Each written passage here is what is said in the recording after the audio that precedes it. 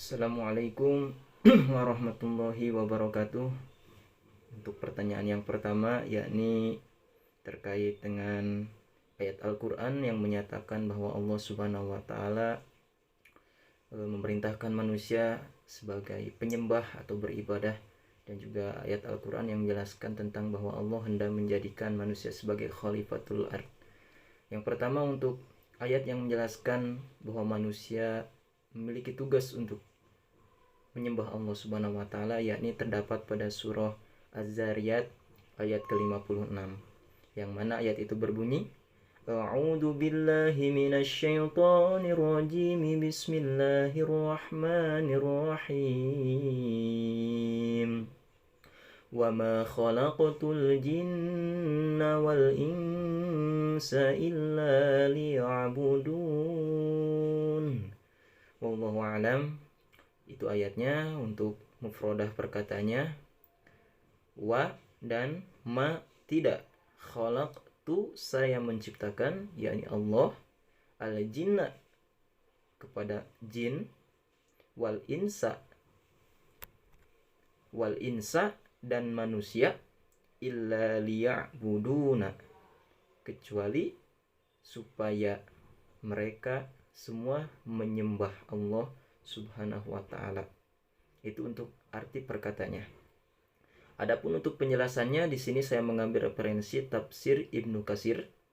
Di sana dikatakan bahwa maksud dari wama khalaqtu artinya adalah, yakni Allah innama khalaqtuhum li'amurahum bi'ibadati, yakni Allah menciptakan jin, menciptakan manusia itu adalah supaya li'amurahum bi'ibadati, yakni Allah memerintahkan kepada jin dan manusia sekalian bi'ibadati, untuk menyembah aku di sana yakni Allah Subhanahu wa Ta'ala. Tapi jangan sampai kita salah paham, jangan sampai kita punya pikiran Allah itu butuh untuk disembah. Nah, ini kata kuncinya, Allah itu tidak butuh untuk disembah. Meskipun Allah memerintahkan, tidak berarti Allah butuh untuk disembah, karena oleh Ibnu Katsir diberikan penjelasan la lihtiyaji ilaihim, itu bukan karena Allah butuh untuk disembah oleh bangsa jin dan juga manusia. Jadi jangan sampai kita punya pikiran Allah itu membutuhkan disembah oleh manusia, karena Allah itu sekalipun tidak disembah manusia tidak akan mengurangi keagungan kemuliaan Allah Subhanahu wa Ta'ala.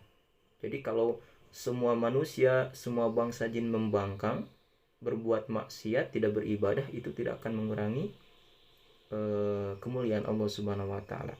Maka di sini Ali Ibnu Tolha dari Ibnu Abbas mengatakan bahwa maksud illa liya'budun di sana bermakna illa liyukirru bi'ibadati tau'an au karha. Jadi supaya manusia itu liyukirru, untuk menentukan, bi'ibadati, kepada Allah, tau'an au karha. Jadi ini adalah sebuah pilihan. Artinya Allah memberikan suatu opsi kepada manusia, baik itu juga jin, apakah mereka akan tau'an au karha, mereka itu akan taat atau akan membangkang. Ini suatu pilihan, ya. Pilihan tersebut akan menentukan nanti apakah manusia itu akan selamat atau akan celaka, apakah jin itu akan selamat atau akan celaka. Nah, ini ada pilihan. Jadi Allah memerintahkan, ini merupakan suatu pilihan yang harus diambil oleh manusia. Adapun Ibnu Juraij mengatakan bahwa illa liya'budun maknanya illa liya'rifuna, ya, illa liya'rifuna. Jadi supaya mereka itu bermakrifat, hanya mengesahkan Allah Subhanahu wa Ta'ala, ya. Juga Ibnu Rabi bin Unas mengatakan bahwa illa liya'budun itu maknanya illa lil ibadati, ya, maknanya illa lil ibadati. Jelas ya, hampir kata gitu, hampir sama dengan kata asalnya liya'budun, illa lil ibadati.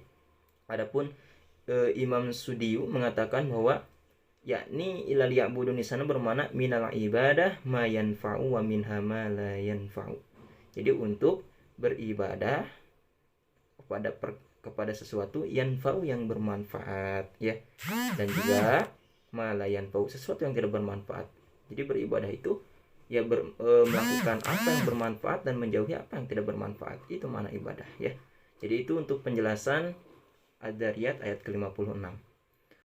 Adapun ayat yang menjelaskan tentang bahwa Allah menciptakan manusia untuk menjadi khalifah di bumi itu terdapat dalam surah Al-Baqarah ayat 30 yang berbunyi A'udzu billahi minasyaitonir rajim. Bismillahirrahmanirrahim. Wa idh qala rabbuka lil malaikati inni ja'ilun fil ardi khalifah. Qalu ataj'alu fiha man yufsidu fiha wa yasfiku ad-dima' wa nahnu nusabbihu bihamdika wa nuqaddisu lak. Qala inni a'lamu ma la ta'lamun. Shadaqallahul adzim. Wa dan itatkala qala berkata rabbuka Tuhanmu lil malaikati kepada para malaikat ini sesungguhnya saya jailun menciptakan yang menciptakan fil ardi di bumi khalifatan pada khalifah ciptakan khalifah. Qalu para malaikat berkata ataj'alu apakah engkau akan menjadikan fiha di muka bumi man seseorang yufsidu yang berbuat kerusakan pihak di muka bumi wayaspiku dan menumpahkan ad-dima'a darah wa nahnu sedangkan kami para malaikat nusabbihu kami bertasbih bihamdika dengan memujimu wa nuqaddisu dan kami mensucikan laka terhadapmu.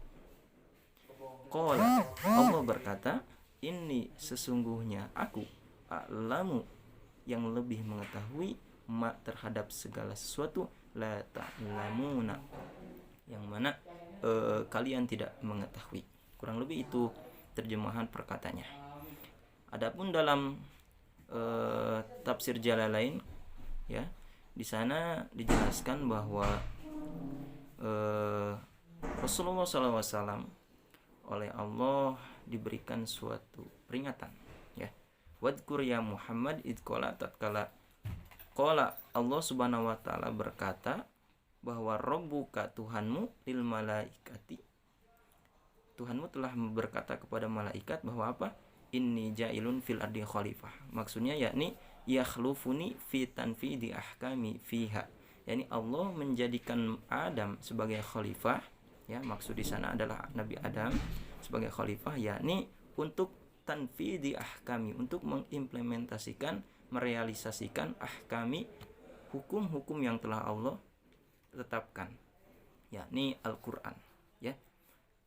Tapi malaikat justru merasa ada yang salah dengan ketetapan ini yakni mereka protes yakni dengan mengatakan suatu lontaran pertanyaan kepada Allah Subhanahu wa taala. Qalu ataj'alu fiha may yufsidu fiha wa yasfiku dima. Nah, jadi malaikat punya dua argumen yang mana untuk menyanggah rencana yang telah Allah tetapkan. Yakni mereka berkata bahwa manusia yang hendak Allah akan jadikan khalifah di bumi itu adalah yufsidu fiha. Jadi mereka itu suka berbuat kerusakan di muka bumi.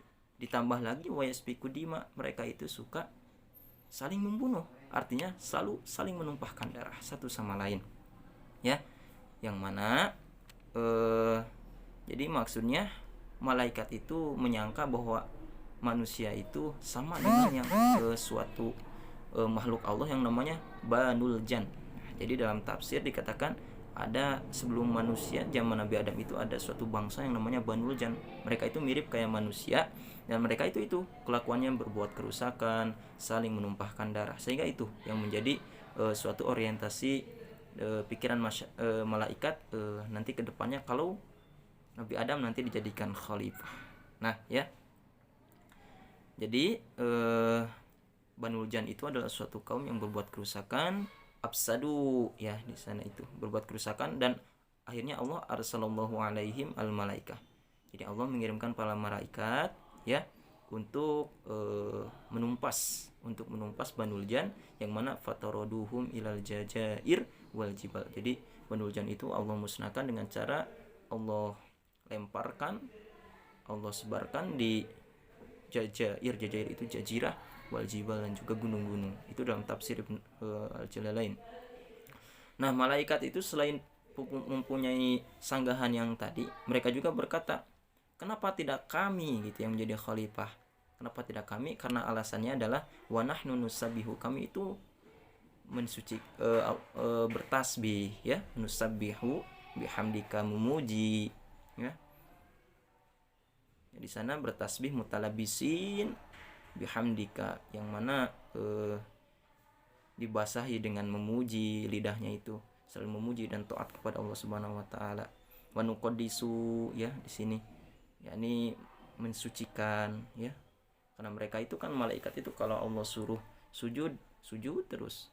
Kalau Allah terus suruh zikir, zikir terus. Jadi seperti itu tugas malaikat ya.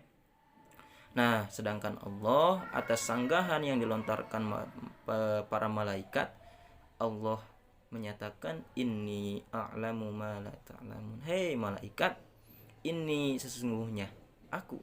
Pakai penegasan ini itu harfu taukid ya, haraf taukid yang maknanya untuk menguatkan. Jadi ketika Allah menggunakan ini itu mutlak bahwa Allah itu sungguh ya, maknanya sungguh dalam apa? Inni a'lamu ma la ta'lamun.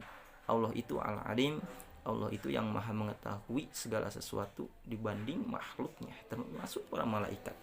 Malaikat boleh sakti, tapi Allah lebih mengetahui apa yang akan Allah rencanakan ke depannya. Untuk pertanyaan yang kedua, yakni terkait istilah-istilah yang digunakan dalam pendidikan Islam. Itu ada tarbiyah, ada ta'lim, ada ta'dib, dan ada tazkiyah. Nah, yang pertama kita akan membahas tentang tarbiyah. Tarbiyah itu berasal dari kata robbi atau robbu. Itu kalau dalam ilmu tasrif ya, ilmu sorob, jadi robba yurobbi tarbiyatan ya, jadi seperti itu. Nah, kata robbi itu dalam Al-Quran tersebar banyak ya, tersebar banyak. Seperti misalkan dalam surah Al-Fatihah lah, dalam surah Al-Fatihah Allah mengatakan alhamdulillahi rabbil alamin. Nah, itu masih semakna. Yang mana Robbi di sana Allah itu sebagai Tuhan. Kan Allah itu bisa sebagai Rob, bisa sebagai ilah, bisa sebagai Malik. Nah, Allah sebagai Rob itu artinya di sana Allah adalah yang mengurus, Allah yang memelihara alam semesta.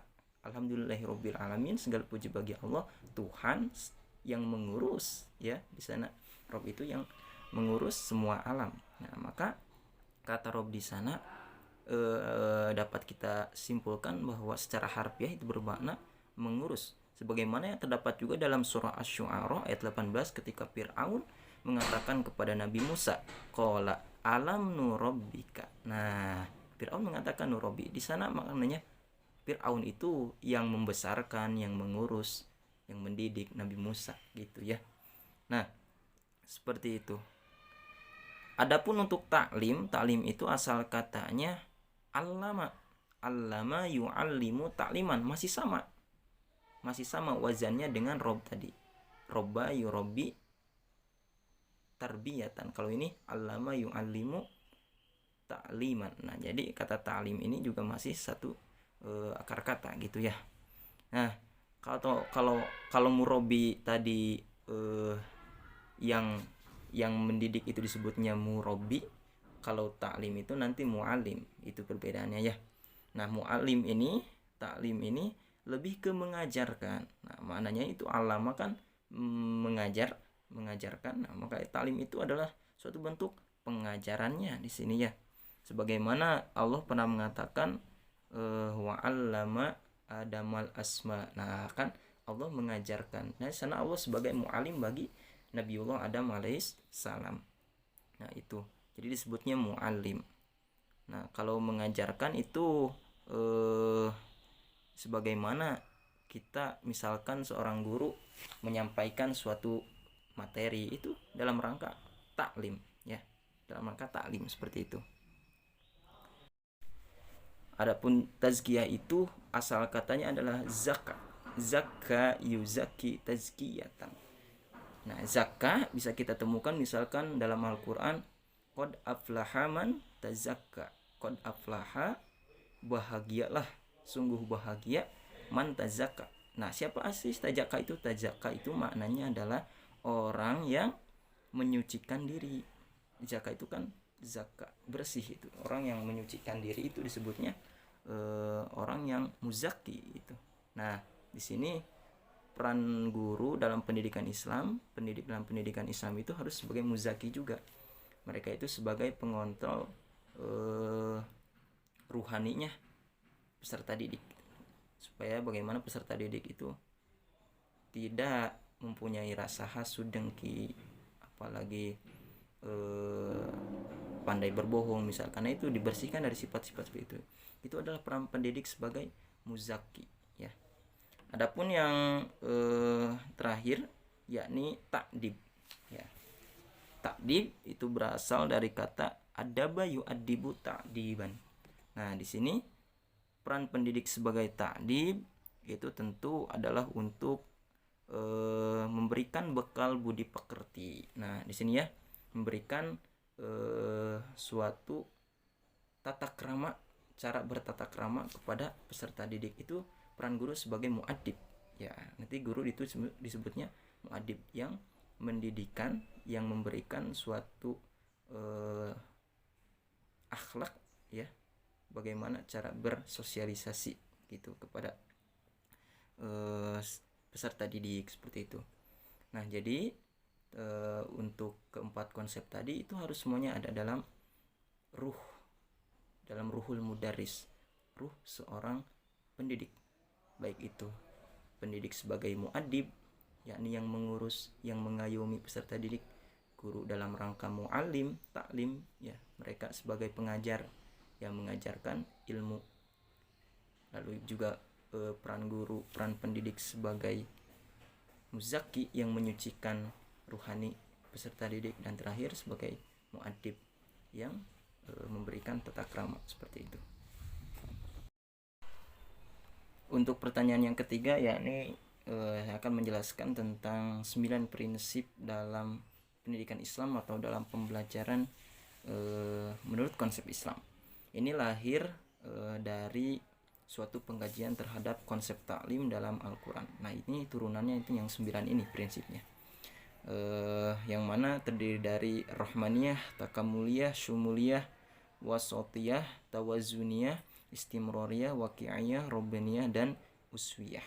Oke, yang pertama itu ada prinsip rahmaniyah.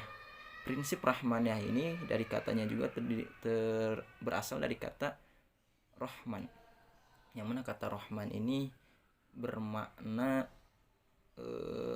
kelembutan, kasih sayang, lalu juga bisa berbentuk kepedulian, seperti itu. Nah, jadi ini merupakan suatu rahmaniyah, ini adalah cara pandang atau pola pikir yang diterapkan oleh muallim, oleh seorang pengajar, pendidik, yang mana harus dapat dirasakan oleh muallam atau yang peserta didiknya itu dalam apa? Dalam segala aspek pembelajaran, komunikasinya, interaksinya, itu harus diterapkan rasa kasih sayang, ya, sehingga dapat dirasakan melalui segala bentuk edukatif, segala bentuk edukasi yang diberikan oleh si muallim kepada muallam. Nah, dengan prinsip rahmaniyah ini, pengembangan komunikasi dan interaksi pembelajaran itu akan terasa lebih telaten. Telaten ini yakni tindakan-tindakan edukatif yang mengandung intensitas kasih sayang, kesungguhan, dan ketulusan. Nah, ini harus ada, ya. Inilah yang dinamakan prinsip rahmaniyah, itu ya, yang dikatakan prinsip rahmaniyah. Bisa kita temukan konsep ini itu diambil dari surah Ar-Rahman ayat 1 sampai 4, misalkan, ya. Ar-Rahman 'allamal Qur'an wa khalaqal insan 'allamahul bayan. Nah, jadi keempat ayat ini itu bersifat homogenitas. Jadi ada hubungan konsep Ar-Rahman, konsep taklim, dan juga substansi manusia, keberadaan manusia itu saling berhubungan, ya, dalam ayat tersebut. Yang ketiga itu, yang kedua ada prinsip takamuliyah. Nah, prinsip takamuliyah ini artinya integratif. Sekurang-kurangnya ada 3 permasalahan dalam prinsip takamuliah ini, yang mana 3 masalah ini berkaitan prinsip takamuliah yang diangkat dari konsep taklim. Itu kaitannya ada 3. Yang pertama adalah berkaitan dengan eksistensi manusia. Ini bisa dikaji dari surah Al-Alaq ayat 1 sampai 5 lah gitu ya. Yang menjadi ayat perhatian adalah khuliqal insana min alaq. Nah, ini yang menjadi pusat perhatian pada bahasan kaitannya prinsip takamuliah dengan eksistensi manusia. Nah, jadi manusia itu harus merasakan adanya ketergantungan, harus merasakan adanya mereka keterkaitan dan cenderung untuk tidak lepas dengan siapa? Yakni dengan yang menciptakannya. Siapa yang menciptakannya? Tiada lain tiada bukan, yakni Allah Subhanahu wa taala. Manusia itu kan sebagai makhluk biologis, mereka sebagai makhluk psikologis, sosiologis itu. Nah, dari segi 3 aspek tersebut, mereka itu harus merasakan bahwa mereka itu memiliki rasa ketergantungan, memiliki suatu keterkaitan dengan penciptanya Rob, sehingga dalam suatu pembelajaran taklim, dalam suatu taklim itu tidak boleh lepas. Manusia itu harus menyadari bahwa mereka itu sangat-sangat membutuhkan Allah Subhanahu wa taala, baik dari segi biologis, psikologis maupun sosiologis, yang mana ketiga aspek tersebut semuanya itu menjadi unsur yang tidak akan lepas dari manusia sendiri. Nah, yang kedua, kaitannya dengan prinsip takamuliah dengan konsep talim itu dari keterpaduan sumber taklim. Nah, sumber taklim ini bisa kita lihat dari surah Ar-Rahman ayat 1 sampai 4. Ar-Rahman 'allamal Qur'an khalaqal insan 'allamahul bayan. Bisa kita lihat bahwa Ar-Rahman, yakni Allah, merupakan sumber. Allah lah sumber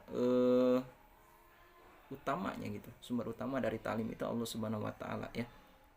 Yang mana dari ayat tersebut ada 3 predikat yang semuanya bermuara kepada subjek tadi, yakni Ar-Rahman, Allah Subhanahu wa taala.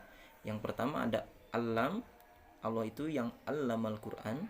Yang kedua, Allah itu yang khalaqal insan. Dan yang ketiga, Allah itu yang allamahul bayan. Jadi begini, pada ayat tersebut tidak ada penghubung, yakni tidak ada allamal Quran wa khalaqal insan wa allamahul bayan. Tidak ada kata penghubung atau konjungsi atop ya. Tapi di sana justru secara langsung. Nah, ini menunjukkan adanya homogenitas, keterpaduan, integrasi dari ketiga predikat tadi. Jadi semuanya meskipun berbeda-beda ya, namun hanya bermuara pada satu kebenaran, pada satu sumber pesan, yakni Allah Subhanahu wa taala.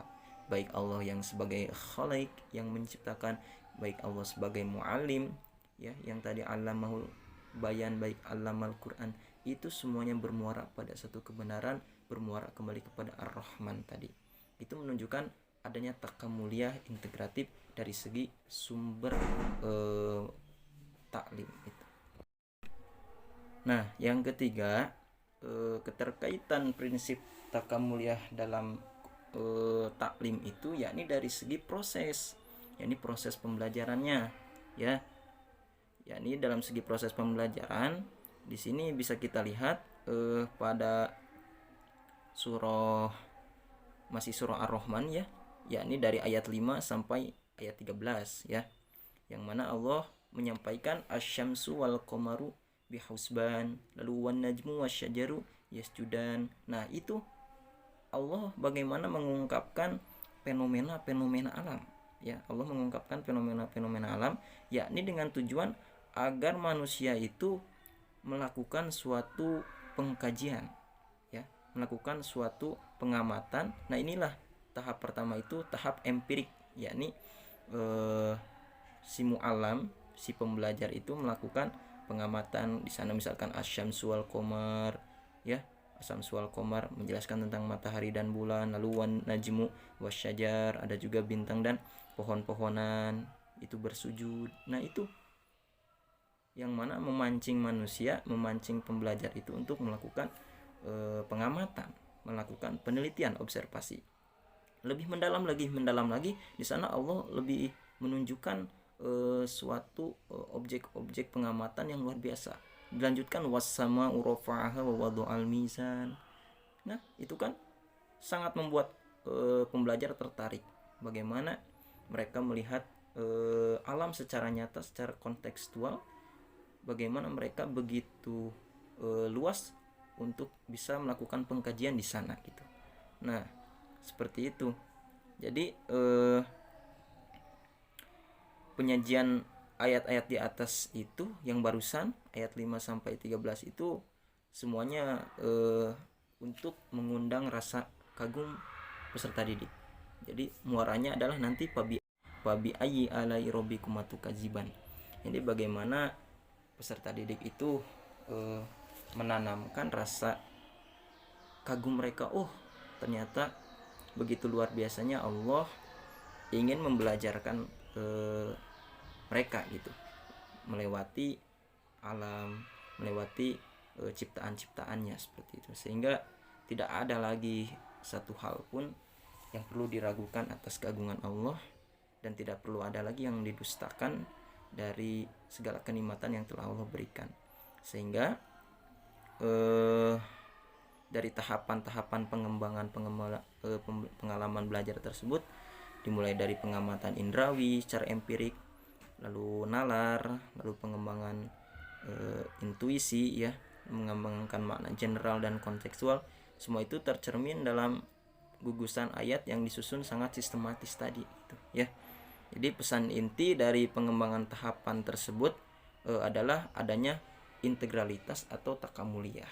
Sehingga dalam pembelajaran itu ini perlu menyatu dari mulai pengamatan, lalu juga pengkajian, intuisi, pemaknaan sampai memaknai secara kontekstual. Itu semuanya harus terpadu ya, integratif.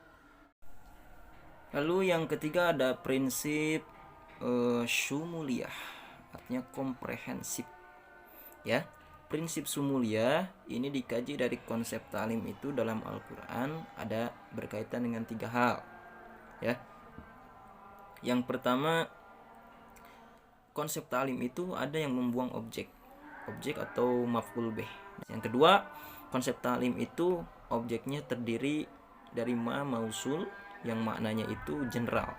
Yang ketiga itu ta'lim, konsep ta'lim itu memiliki objeknya itu Al-Quran dan al-bayan atau al-kitab, al-hikmah. Nah, yang pertama dalam membuang objek. Jadi ada suatu kaidah yang mengatakan bahwa dibuangnya maf'ul bih dalam suatu ayat itu menandakan yufidut ta'mim, menunjukkan generalnya, menunjukkan adanya keleluasaan objek itu sendiri ya. Contoh misalkan alladzi 'allama bil qalam. Nah, kata 'allama itu membutuhkan objek, tetapi justru dalam ayat tersebut Allah tidak menyebutkan objeknya. Nah, sehingga yang menjadi perhatiannya dengan ditiadakannya objek tersebut, maka objek kajian yang mana Allah 'allama bil qalam yang mengajarkan dengan qalam itu sangat luas. Jadi setiap segala sesuatu yang diajarkan dengan qalam itu apa saja segala hal itu menjadi objek kajian. Sehingga begitu komprehensif. Segala hal yang meliputi tulis menulis atau apa saja itu menjadi objeknya seperti itu. Nah, lalu yang kedua dan yang ketiga itu yakni konsep ta'lim itu objeknya terdiri dari ma mausul ya, yang ma mausul misalkan allamal insana ma lam ya'lam. Nah, itu akan ada objeknya ya. Ada objeknya ma lam ya'lam.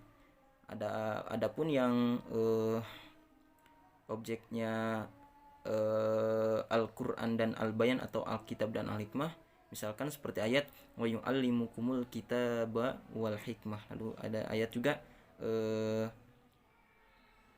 wa yu'allimukumul kitaba wal hikmah. Lalu misalkan ada juga ayat allamakum ma lam takunu ta'lamun. Nah, itu kan objek-objeknya ya. Nah, itu semuanya baik yang pertama yang tadi ya, yang membuang objek ataupun yang menggunakan objek mausul Adapun yang menggunakan kata Alkitab dan Al-Hikmah itu semuanya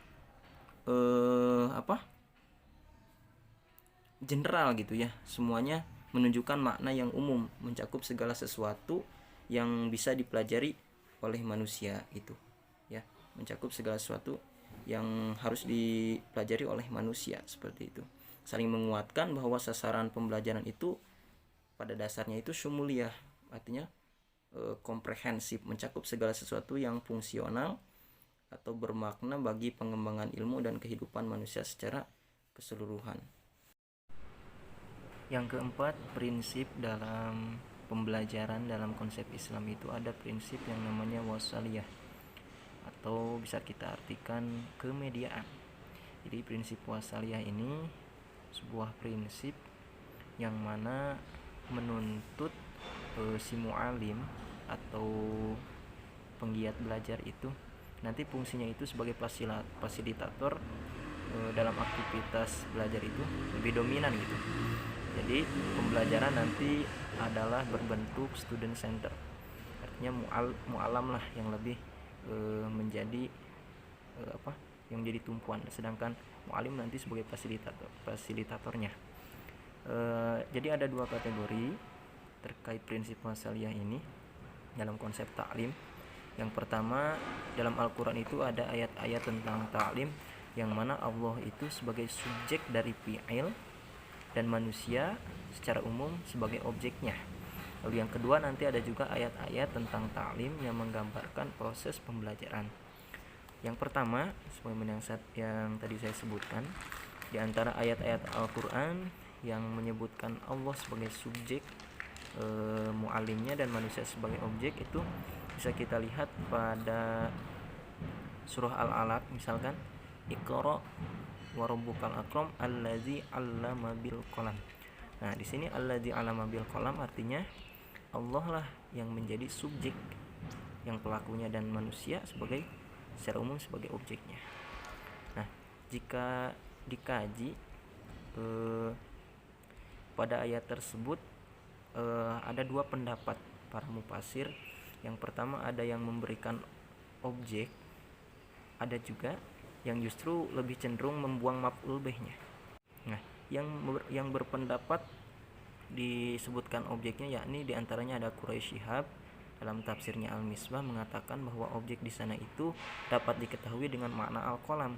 Jika Allah mengajarkan dengan qalam, berarti objeknya di sana adalah segala bentuk tulisan, segala bentuk al-khat wal maktubah. Jadi yang ditulis itulah yang disebut sebagai objeknya. Namun di sini kita lebih cenderung untuk memegang pendapat yang dibuang maf'ul bihnya, yakni seperti yang saya sebutkan di awal-awal, bahwa dibuangnya maf'ul bih itu menandakan yufidu ta'mim, memberikan faidah umumnya sebuah objek kajian gitu ya. Ya, misalkan kalau di sana kata bil qalam kita jadikan maknanya sebagai media, nah justru bisa lebih luas cakupannya. Jadi segala bentuk yang diajarkan bil qalam di sana sebagai media. Nah, jadi apapun objeknya, bil qalam itu adalah medianya. Jadi apapun harus ada media. Nah, jadi dapat kita pahami bahwa dalam prinsip pembelajaran itu tidak akan lepas dari yang namanya sumber belajar. Jadi pembelajaran itu harus berbasis kepada sumber belajarnya. Nah, di sini pentingnya sebuah media. Itu untuk yang pertama ya. Lalu yang kedua, yakni ayat-ayat ta'lim itu ada yang menggambarkan proses pembelajaran. Misalkan pada ayat ke-31 ya, surat Al-Baqarah, yang mana menjelaskan Allah mengajarkan Nabi Adam, wa 'allama Adama asma'a kullaha tsumma aradahum 'alal malaikah faqala anbi'uni, dan seterusnya ya. Nah, di sana wa 'allama Adamal asma'a kullaha, yang menjadi pertanyaan, apakah ada perantara media ketika Allah Subhanahu wa taala menjadi mu'alim kepada Nabi Adam itu, ataukah secara langsung saja tanpa media gitu. Nah, itu yang jadi pertanyaan. Ada kemungkinan yang paling kuat itu adalah bahwa pembelajaran itu berproses dan melalui media, ya. Ada prosesnya, yang mana bila kita kaji dalam ayat tersebut juga ada dua fenomena bayan yang menarik untuk dikaji gitu ya. Yang pertama itu dua kalimat pada ayat itu dihubungkan dengan kata summa, ya. Tadi summa aradohum, setelah wa'allama adama asma'akullaha summa aradohum. Nah, penggunaan kata sambung ini, summa ini memiliki jangka waktu yang panjang, ya. Jadi kata summa di sana itu menunjukkan adanya proses yang mana menggabungkan satu generasi dengan generasi yang lain gitu ya. Kan istimror ya summa itu. Lalu yang kedua, adanya perubahan bentuk kata ganti dari mufrad muannas ha menjadi zama mudzakkar wa alama asma'akullaha summa aradohum, ya.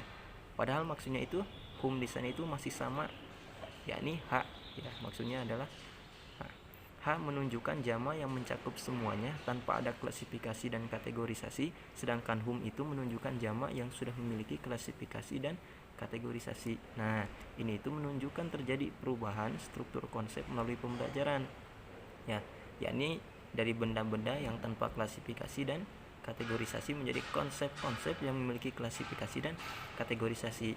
Artinya, Nabi Adam itu melakukan karakterisasi, klasifikasi, dan kategorisasi terhadap benda-benda dalam proses yang panjang. Seperti itu. Kan Nabi Adam itu diajarkan nama-nama seperti, kalau dalam tafsir Jalalain kan piring, gelas, guci, lain sebagainya. Nah, itu. Jadi Nabi Adam itu tidak secara langsung tapi mengalami yang namanya proses. Nah, proses di sana dapat dipahami dari kajian ilmu nahu tadi gitu ya. Jadi ada pengklasifikasian, ada karakterisasi dan kategorisasi itu. Nah, mungkin itu untuk yang prinsip muasaliyah.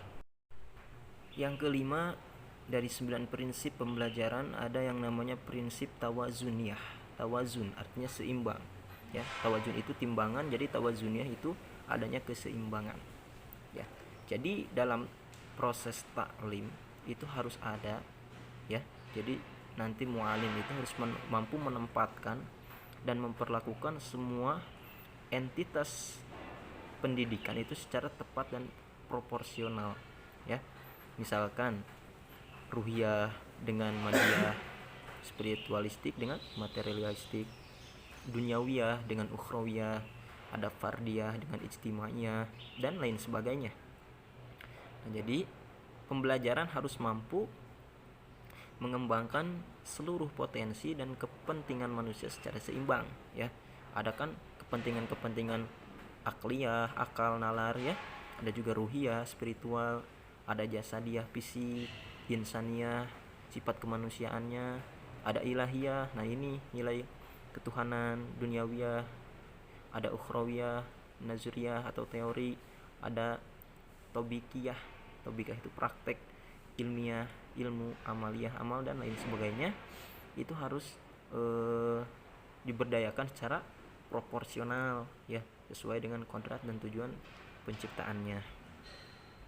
Dalam surah Ar-Rahman ayat ke-13, Allamahul bayan sampai fabi ayyi ala'i rabbikum tukadziban, itu ada suatu pembahasan yang menarik melalui kajian bayani, yakni adanya fasol atau sindeton dari ayat keempat Allamahul bayan kepada ayat kelima dan seterusnya. Fasol, jadi ada hubungan fasol itu, ya. Jadi ada saling keterkaitan satu sama lain, erat gitu, hubungannya sangat erat.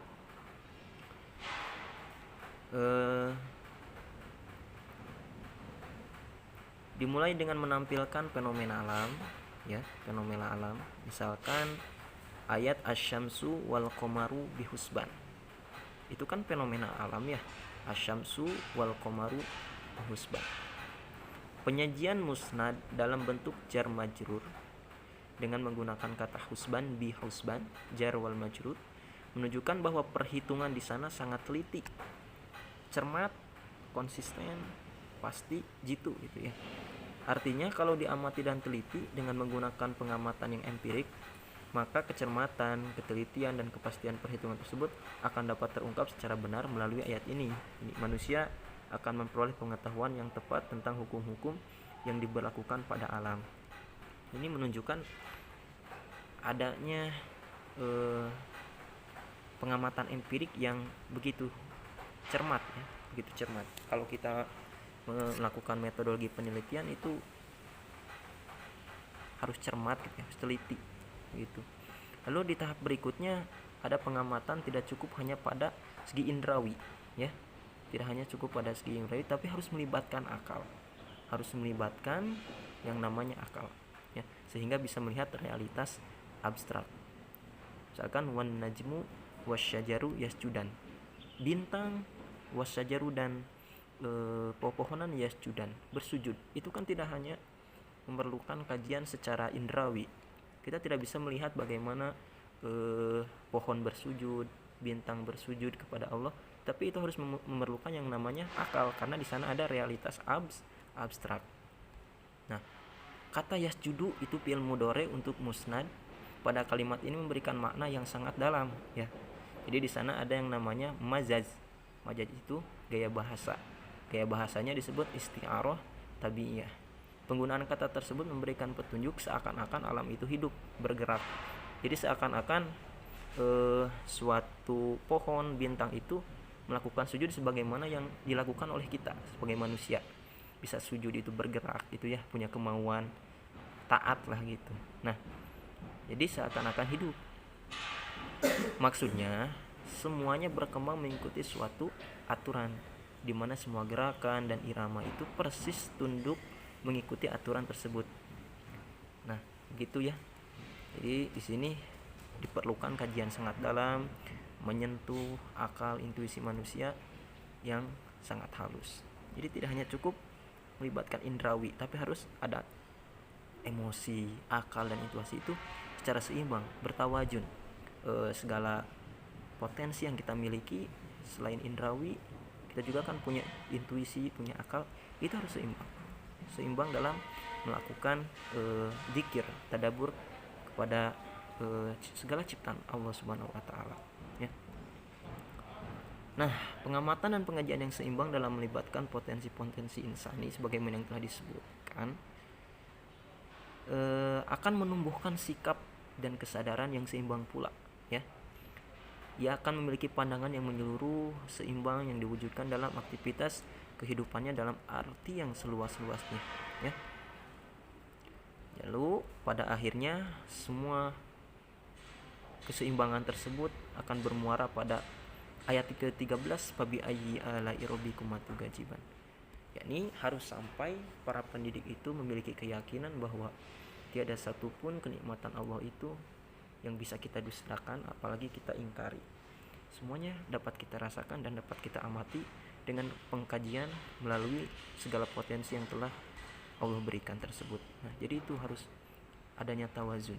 Dengan tawazun ini, jadi seimbanglah semua entitas dalam proses pembelajaran itu. Jadi tidak ada yang berat sebelah, semuanya seimbang. Ini harus ada prinsip tawazuniyah. Berikutnya yang keenam ada prinsip istimrariyah. Istimrar itu artinya berulang-ulang atau dalam kata lain continue.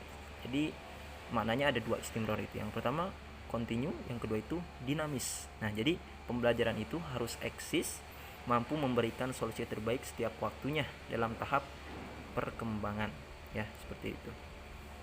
Jika dikaji dalam konsep talim itu hubungannya dengan objek, maka ada 3 ya. Yang pertama, penggunaan konsep taklim dalam Al-Quran yang objeknya dibuang, baik itu objek pertama yang dibuangnya ataupun objek yang kedua yang dibuangnya ataupun kedua-duanya ya. Yang kedua, keberagaman objek taklim yang sangat dinamis dan variatif dalam Al-Quran. Dan yang ketiga, ayat yang langsung menyatakan perbuatan mu'alim yang bersifat kontinu.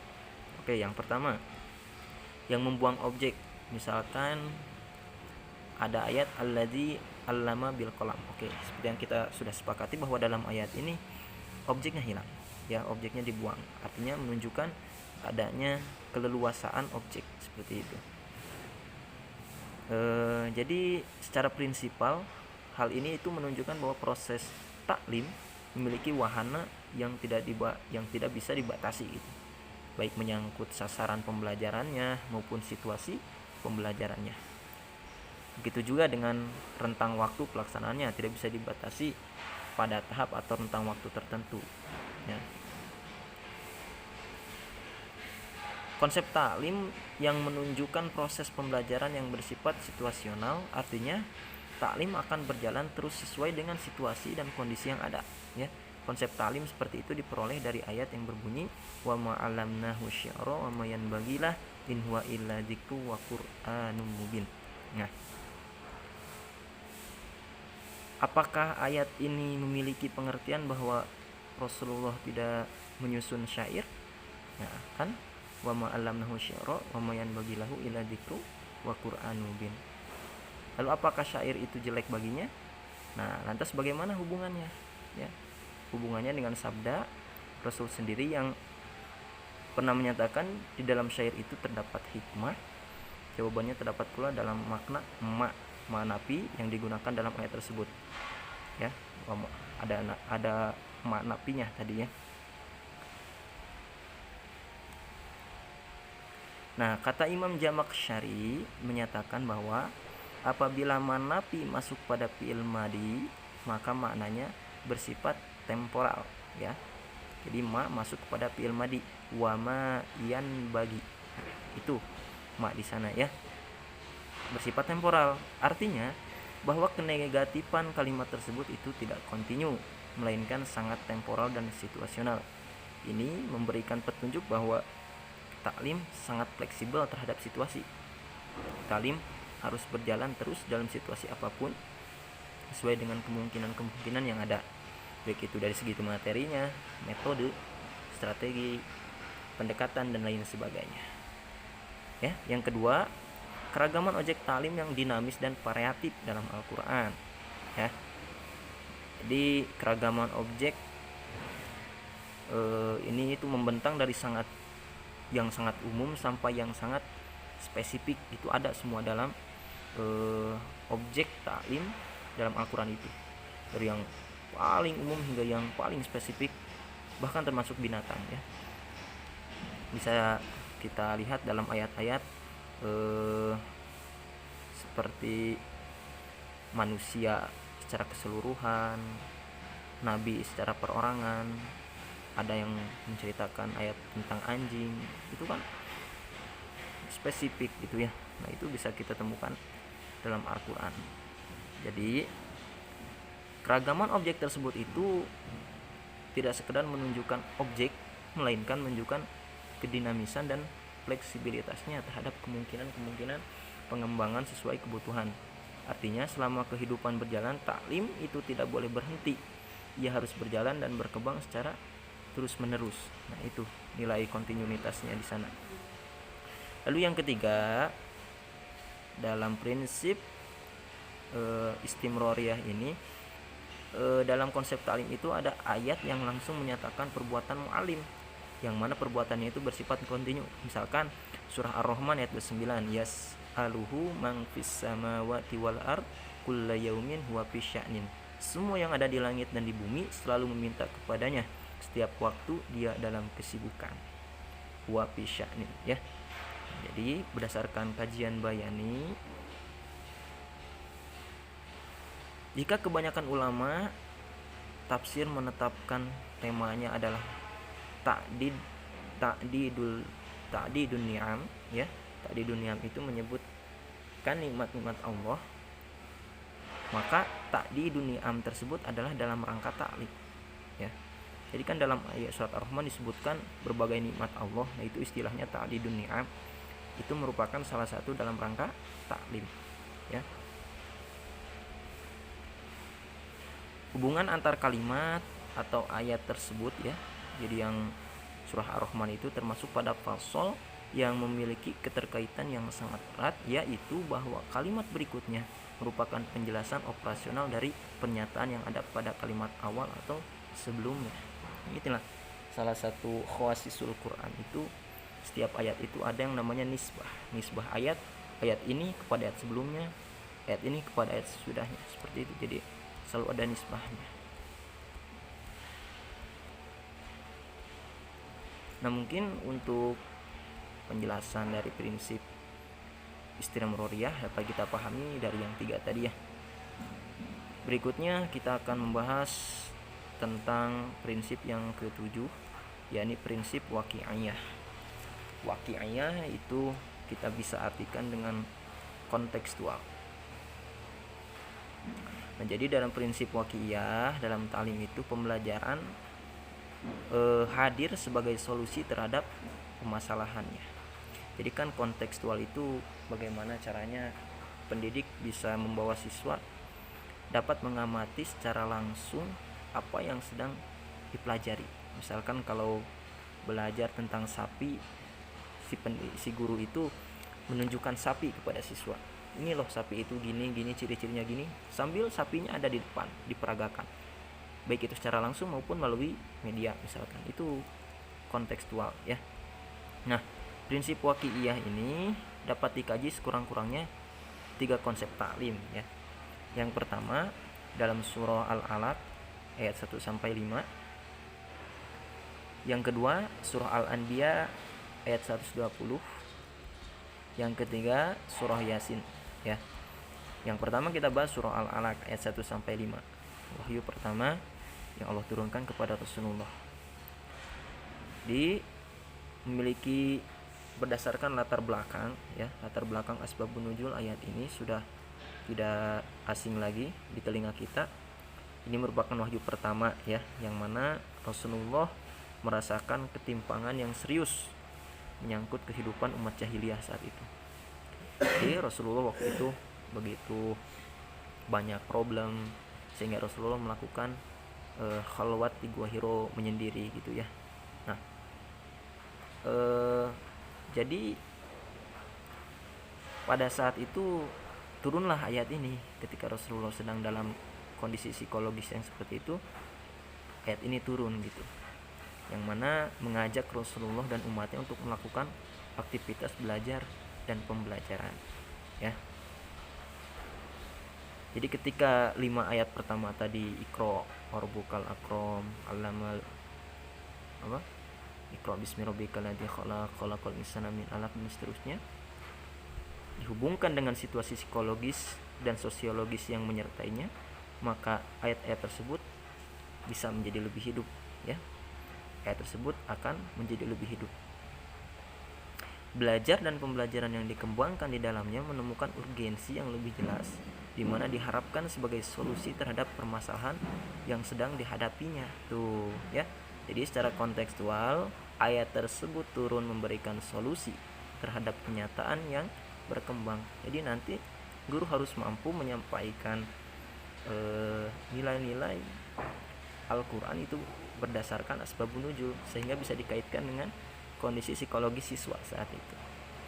Nah, seperti Rasulullah sedang banyak masalah, Allah kasih surah Al-Alaq yang mana di dalamnya itu mengajak Rasul dan juga umatnya untuk melakukan aktivitas pembelajaran. Iqra ya, Iqra itu kan suatu kegiatan gitu ya. Itu berdasarkan dari segi asbabun nuzul ya.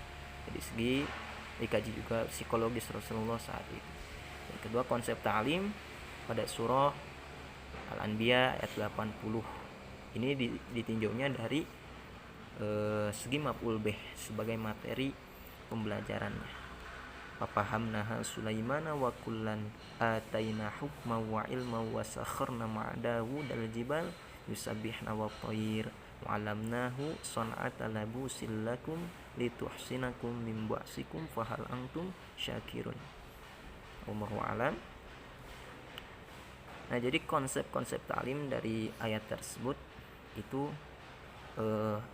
ada 2. Yang pertama ada yang bersifat global dan operasional, ada pula yang bersifat spesifik seperti pembelajaran dengan keterampilan membuat baju perang dalam ayat tersebut kan ya, membuat Nabi Daud bisa membuat baju perang ya, bahasa binatang gitu Nabi Sulaiman, dapat takwil mimpi dan sebagainya gitu.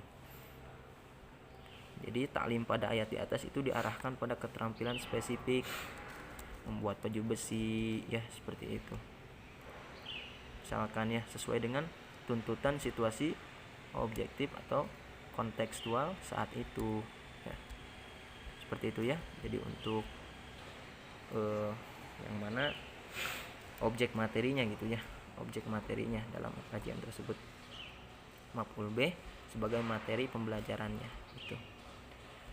Lalu yang ketiga, konsep taklim pada surah Yasin ayat 69, wa ma'alamnahu syi'ra wa ma yanbagilah in huwa illa dzikru wa qur'anun mubin liyundzira man kana hayya wa yahiqqal qawlu 'alal kafirin. Konsep taklim dari ayat tersebut itu menunjukkan pembelajaran harus bersifat situasional. Artinya, taklim ini mengandung makna yang merujuk pada suatu konteks tertentu yang terjadi saat ayat itu diturunkan. Nah, kebanyakan tafsir menjelaskan, mufasir itu menjelaskan bahwa maksud dari ayat tersebut adalah bahwa Al-Quran bukan syair, karena Rasulullah SAW tidak diajari bersyair. Jadi itulah maksudnya ya. Lalu apakah ayat tersebut memberikan pengertian bahwa Rasulullah tidak bisa menyusun syair? Lalu apakah syair itu jelek baginya? Kemudian bagaimana hubungannya dengan sabda Rasulullah sendiri ya, bahwa syair itu mempunyai hikmah?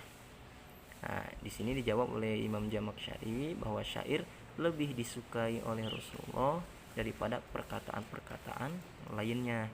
Hanya beliau tidak diberi kemudahan untuk membuatnya karena beliau tidak diajari syair dan tidak layak baginya. Nanti kalau Rasulullah bisa bersyair, itu jadi fitnah ya. Jadi fitnah oleh orang kafir Quraisy bahwa Al-Quran itu buatan Rasulullah karena Rasulullah pandai bersyair. Seperti itu. Itu namanya dari segi situasionalnya ya. Nah, itu untuk yang waqi'iyah, kontekstual. Jadi sekali lagi, prinsip pembelajaran itu harus berprinsip waqi'iyah, artinya kontekstual. Yang kedelapan ada prinsip robbaniyah. Ini robbaniyah itu artinya ketuhanan. Jadi menempatkan Rob, Tuhan, nilai-nilai yang terkandungnya di dalamnya itu sebagai rujukan utama dan sebagai tujuan utama.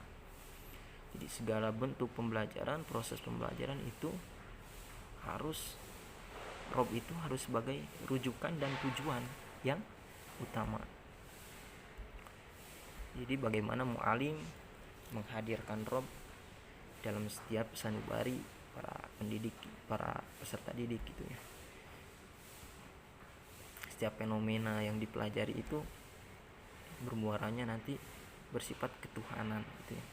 Nilai-nilainya gitu apa.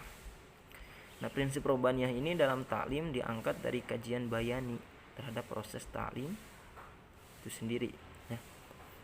Dalam surah Ar-Rahman misalkan yang banyak mengulang-ulang pertanyaan retorik.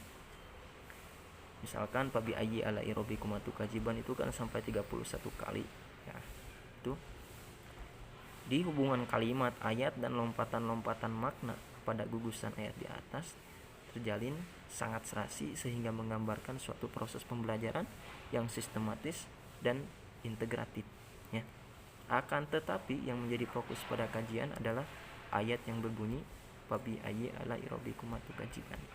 Nah, di atas sudah dijelaskan tadi ya, pada surat Ar-Rahman itu adanya proses pembelajaran yang rinci dan sistematis, saling satu ayat dengan ayat yang lainnya nisbahnya kuat ya. Misalkan ayat kelima itu mengembangkan kajian empirik logik ya tadi ya. Ayat ke-6 mengembangkan kajian empirik transendental. Ayat ke-7 empirik teologis dan seterusnya. Ini semakin dalam kajian, semakin ditampakkan kehadiran Robnya. Semakin penelitian itu membutuhkan tingkat emosional, intuisi, penalaran yang mendalam, itu Robnya itu semakin dekat. Robnya itu semakin menjadi kuat, konsisten, tidak rubah gitu ya. Karena berbahaya nanti kalau prinsip ketuhanan ini tidak diterapkan, nanti justru siswa tidak tahu arah gitu, arahnya kemana, padahal arahnya itu harus dalam rangka ma'rifatullah, itu ranahnya teologis gitu ya. Nah mungkin itu untuk prinsip robbaniyah.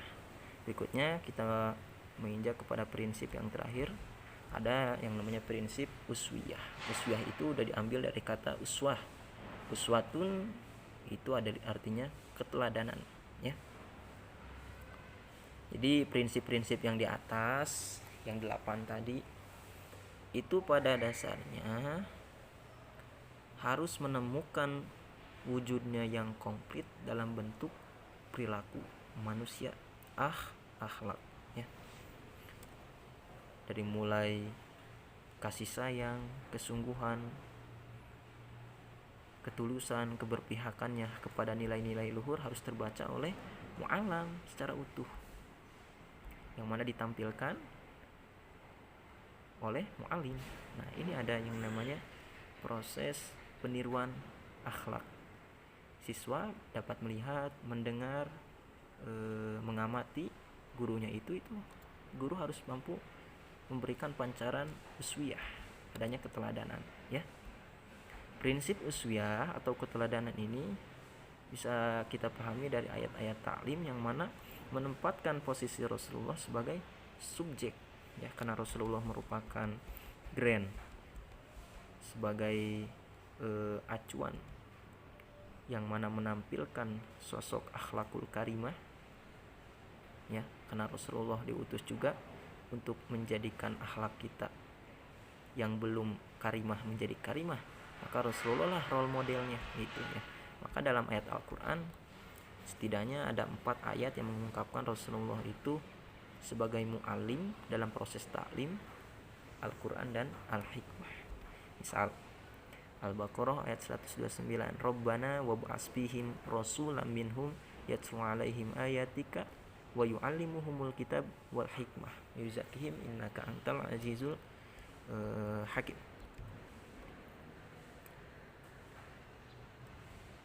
Pada 4 ayat tersebut ya, dimana tugas-tugas pokok Rasulullah itu tadi dikatakan ada yang pertama yatslu alaihim ayatik. Rasulullah itu diutus untuk menyampaikan ayat-ayat Allah, Al-Quran ya. Nah, jadi itu Rasulullah diutus. Lalu selain itu juga Rasulullah wa yu'allimuhumul kitaba wal hikmah. Rasulullah itu yang mengajarkan Alkitab, Al-Quran dan Al-Hikmah. Selain membacakan tadi yatslu, Rasulullah juga yang mengajarkannya. Dan yang ketiga wa yuzakihim innaka antal azizul hakim. Yuzakihim itu artinya ada proses tazkiyah, artinya ada proses penyucian diri. Nah itu dalam proses penyucian diri itu dalam rangka menyempurnakan akhlak, karena Rasulullah telah dicap itu diberi pengakuan oleh Allah Subhanahu wa taala sebagai khuluqin adim, wa innaka la'ala khuluqin adim, wa innaka, dan sesungguhnya engkau Muhammad la'ala khuluqin adim, sesungguhnya engkau memiliki akhlak yang agung. Jadi Rasulullah ini sebagai role model gitu ya. Nah prinsip uswah ini harus mengalir kepada semua pendidik, mu'alim, sejalan dengan mengalirnya tugas taklim ya. Jadi mu'alim terus mampu terus mengembangkan, terus belajar, terus memperbaiki mana kira-kira yang harus diperbaiki dalam kepribadian akhlaknya, itu harus diperbaiki, wajib ya, dalam setiap proses pembelajaran sejalan dengan proses taklim yang ia lakukan. Sampai itu juga dia harus berusaha untuk mengembangkan agar dia mampu menjadi role model bagi para pendidik gitu. Nah ada sebuah hadis, belajarkanlah anak-anak kalian dan keluarga kalian tentang Al-Quran, atau belajarkanlah anak-anak kalian tentang sholat. Ada lagi, belajarkanlah anak-anak kalian tentang berenang, memanah, berkuda, dan lain sebagainya. Nah, itu juga dalam proses mu'alim ya, memberikan keteladanan gitu.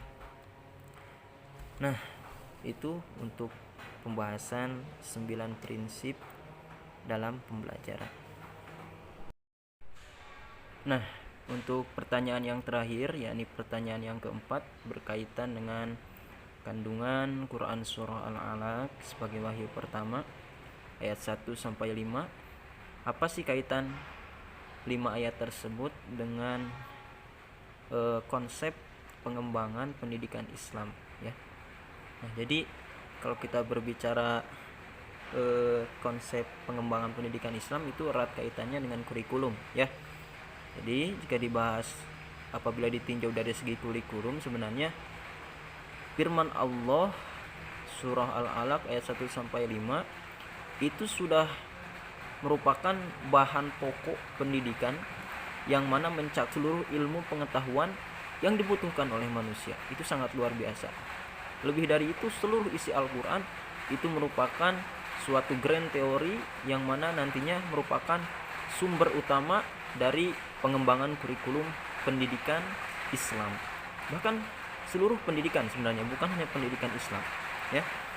Nah, kalau kita lihat kata Iqra ya, kata Iqra dalam ayat tersebut itu bermakna membimbing manusia yang diciptakan dengan potensi dan membutuhkan bimbingan ya. Jadi membimbing manusia yang Allah ciptakan disertai dengan potensi-potensinya. Nah, setelah Allah ciptakan manusia dengan potensi, manusia itu membutuhkan bimbingan. Nah, itu maksud kata Iqra ya. Kata Iqra di sana itu maksudnya. Jadi untuk membimbing manusia yang Allah kasih potensi serta manusia yang membutuhkan bimbingan. Sedangkan bila kita kaji bahwa dalam salah satu prinsip untuk mengembangkan kurikulum pendidikan itu harus didasarkan pada potensi, perkembangan, serta kondisi peserta didik untuk menguasai kompetensi dalam dirinya. Jadi ada kaitannya nih, berkaitan dengan potensi.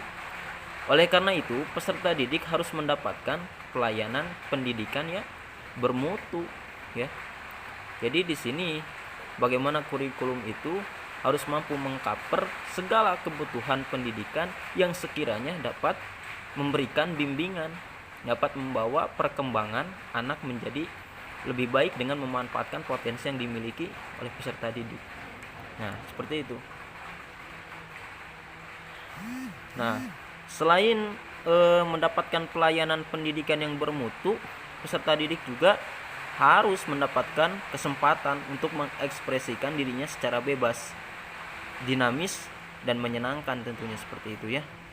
Nah, jadi bimbingan tersebut tiada lain adalah bimbingan yang mengarah pada satu muara, yakni kebenaran. Sedangkan dalam perspektif agama, dalam ranah agama Islam, kebenaran itu merupakan doktrin yang tanpa syarat, tetapi harus dilandasi dengan keimanan kepada Allah Subhanahu wa taala. Berbeda dengan kebenaran menurut filsafat, kebenaran menurut ilmiah misalkan ya.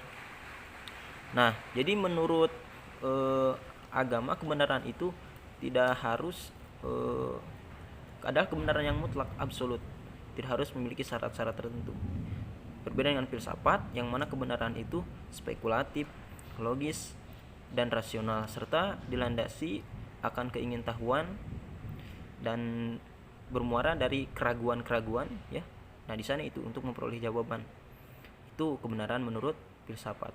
Sedangkan kebenaran menurut ilmu pengetahuan atau ilmiah itu dikatakan benar apabila objektif, empirik, faktual, dan dilakukan dengan berbagai eksperimen ya, seperti itu. Tapi kebenaran agama yang coba untuk diraih dalam suatu bentuk kurikulum pendidikan itu adalah kebenaran yang mutlak. Artinya kebenaran tersebut adalah kebenaran yang mutlak di sisi Allah, doktrin tanpa syarat. Asal beriman, ditanamkan keimanan yang kuat kepada peserta didik, dan digembleng dengan pendidikan agama yang begitu terbalut dalam kurikulum dengan begitu rapihnya, insya Allah akan meraih kepada kebenaran tersebut. Nah, membaca Iqra itu selain melibatkan mental proses yang tinggi, cognition ya, atau pengenalan, memori, ingatan, ada lagi pengamatan, pengucapan, dan pemikiran serta daya cipta. Ternyata membaca itu, Iqra itu juga sekaligus sebagai bahan pendidikan itu sendiri.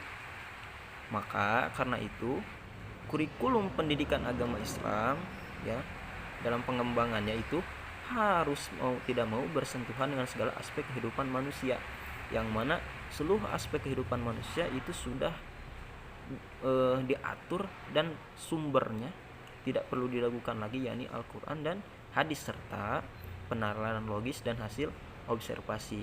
Nah, jadi selain Al-Quran dan hadis juga kita tidak boleh melupakan yang namanya pengembangan ilmu pengetahuan seperti pemikiran-pemikiran para ulama, para cendekiawan muslim, ataupun hasil penelitian-penelitian ilmiah yang mana itu merupakan dalam ajang memperkuat keyakinan kita terhadap sumber Al-Quran dan hadis. Jadi harus digabungkan semuanya, yang mana merupakan suatu bahan yang begitu kaya dengan pengetahuan dan pengalaman hidup dan kehidupan seperti itu. Nah, jadi dalam 5 ayat tersebut sudah terbahas segala kebutuhan manusia itu. Ternyata manusia itu dalam proses pendidikan mengarah kepada satu kebenaran, yakni dalam ranah agama tersebut kebenaran tersebut adalah hal yang mutlak. Maka disusunnya suatu pendidikan dalam bentuk kurikulum dalam pengembangannya itu dalam rangka untuk membuat suatu muatan materi kurikulum yang nantinya akan membimbing peserta didik yang memiliki potensi dan membutuhkan bimbingan nanti untuk dibimbing mengarah kepada tujuan-tujuan yang dirujuk dari kurikulum tersebut. Tiada lain sebagaimana tujuan agama Islam lahir, yakni untuk mencapai kebenaran yang hakiki, menjadikan manusia yang insan kamil dan berakhlak mulia serta berpendidikan tinggi, berpengetahuan luas. Ya, seperti itu. Mungkin seperti itu jawaban dari 5 pertanyaan yang 4 pertanyaan dalam UTS lisan ini. Atas segala kekurangan dan kehilafannya saya mengucapkan maaf yang sebanyak-banyaknya. Mudah-mudahan apa yang saya sampaikan baiknya itu adalah dari Allah, buruknya semata-mata kebodohan diri saya sendiri. Wal afu minkum. Wassalamualaikum warahmatullahi wabarakatuh.